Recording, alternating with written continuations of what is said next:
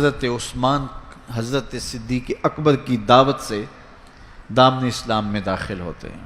ان کے چچا نے انہیں کچی کھال میں لپیٹ کر کے دھونیاں دیں کہ اسلام سے منحرف ہو جاؤ، لیکن حضرت عثمان بن عفان ڈٹے رہے اور استقامت کے ساتھ اسلام پر گامزن رہے، اور اللہ نے ان کو پھر جو شانیں دیں، حضرت آدم علیہ السلام سے لے کر حضور علیہ السلام کے دور تک کبھی ایسا نہیں ہوا کہ کسی کے نکاح میں کسی نبی کی دو صاحبزادیاں آئی ہوں۔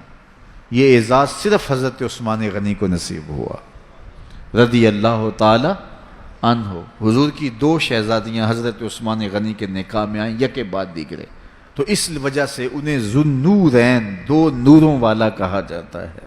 اللہ تعالیٰ نے حضرت عثمان غنی کے مال سے اس امت کو بہت تقویت عطا کی۔ تحریک اسلام کے لیے جن لوگوں نے مالی وسائل پیش کیے، ان میں نمایاں نام حضرت سیدنا عثمان غنی رضی اللہ تعالی عنہ کا ہے۔ آقا کریم علیہ السلام کے کہنے پہ انہوں نے جتنی ضرورت پڑی اتنا مال پیش کر دیا۔ غزوہ تبوک کا موقع آیا تو حضور نے تحریس دلائی، تو انہوں نے کہا حضور میں 300 اونٹ پیش کرتا ہوں ما ساز و سامان کے، تو حضور نے پھر تحریس دلائی تو پھر کھڑے ہو گئے، پھر تحریس دلائی تو پھر کھڑے ہو گئے، اور جو حضور کہتے رہے وہ پیش کرتے رہے۔ بیر روما کی کہانی آئی، جب مدینہ المنورہ میں ہجرت کر کے آئے تو مسلمانوں کے لیے کوئی میٹھا پانی دستیاب نہیں تھا۔ قریب ترین باغ بیر روما تھا، ایک یہودی کی ملکیت تھا، وہ مہنگے داموں دیتا اور مسلمانوں کی مجبوری سے اور زیادہ فائدہ حاصل کرتا۔ غریب مسلمان تھے، گھر بار چھوڑ کے گئے تھے، پانی بھی مول کا خریدیں اور وہ بھی مہنگے داموں، پھر یہودی کے نخرے اس پہ الگ۔ حضور نے فرمایا کوئی ہے جو مسلمانوں کے لیے پانی کا انتظام کرے؟ عثمان رضی اللہ تعالیٰ عنہ نے عرض کی حضور یہ ذمہ داری میری ٹھہری۔ بیر روما آج بھی وقف ہے، اور اس کی جتنی بھی جائیداد ہے، املاک ہے، اور ارد گرد جو مزرعہ ہے، یہ باغات ہیں، باقاعدہ آج بھی حضرت عثمان غنی کے نام کا بینک میں اکاؤنٹ کھلا ہوا ہے، اور اس کی ساری کمائی ان کے نام جمع ہوتی ہے اور پھر نیکی کے کاموں کے اندر صرف ہوتی ہے۔ عثمان غنی کا وہ وقف آج بھی جاری ہے، اور اس سے دنیا آج بھی فیض پا رہی ہے۔ مسجد نبوی میں جب لوگوں کا ہجوم بڑھا تو حضور نے فرمایا کہ کون ہے اس کی توسیع کرے؟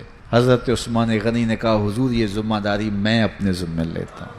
تو راہ خدا میں خرچ کرنے کی بابت آئی تو عثمان کا انداز ہی نرالا تھا، اور پھر حیا جو ان کا ایک ایسی پہچان ہے کہ جو ان کی نمایاں شان ہے۔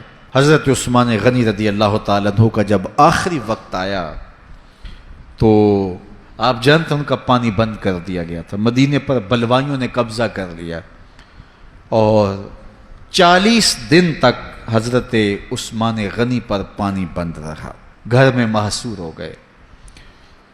40ویں دن جس دن شہادت ہوتی ہے اس دن آپ نے سر انور باہر نکالا اور لوگوں سے کہا کہ لوگوں، جس وقت مسجد نبوی کی جگہ تنگ ہو گئی تھی اور رسول کریم نے کہا کوئی ہے جو مسجد نبوی کی توسیع کرے، تو کس نے توسیع کی تھی؟ تو کچھ لوگ موجود تھے، انہوں نے کہا کہ آپ نے کہا آج مجھے اس مسجد میں 2 نفل پڑھنے کی اجازت بھی نہیں ہے۔ پھر اس کے بعد آپ نے فرمایا لوگوں، جب مدینے والوں کو پانی نہیں مل رہا تھا اور مہاجرین کو یہودی مہنگے داموں پانی دے رہے تھے، تو کون تھا جس نے بیر روما خریدا اور وقف کیا رب کے نام پہ؟ تو لوگوں نے کہا عثمان آپ نے، تو کہا آج مجھے 2 گھونٹ اس کنویں سے دستیاب نہیں، اور پھر آپ نیچے آ گئے اور قرآن مجید کی تلاوت کرنے لگے۔ اور جب حضرت عثمان غنی کو شہید کیا گیا 40 دن پیاسا رکھنے کے بعد، تو اس وقت آپ قرآن مجید کی تلاوت کر رہے تھے، اور آپ کا خون قرآن مجید کی اس آیت پہ گرا فَسَيَكْفِيكَهُمُ اللَّهُ، اور حضرت عثمان غنی شہید ہو گئے، امام مظلوم ظلماً آپ شہید کیے گئے۔ کل قیامت کے دن عثمان غنی تلاوت کرتے اٹھائے جائیں گے۔ اللہ تعالی حضرت عثمان غنی کی روح کی برکتیں ہمارے من میں اتار دے۔